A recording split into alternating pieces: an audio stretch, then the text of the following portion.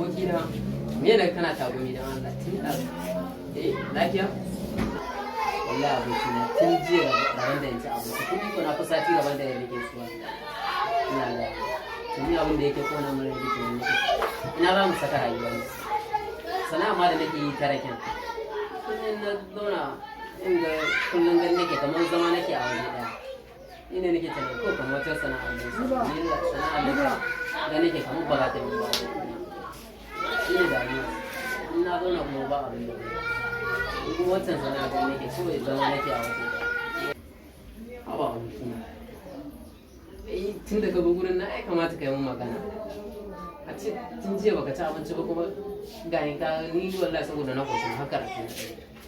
ya kamata ka yi magana ka samu abinci in sana'a ce kuma tun ba wani ke baka shara ba ka ci gaba da yin wannan sana'a ya kamata a ce ka ci gaba da yin sana'a domin ita ce rufin asirin kai ta Allah ya baka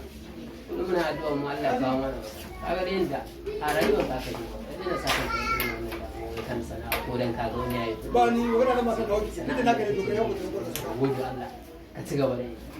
dole insha Allah a wannan ranar da kake mamaki za ka yi dariya an dai ka rike sana'a da kankanta Bro, ba dalla ma nan ka zo ka bata mana wurin Allah.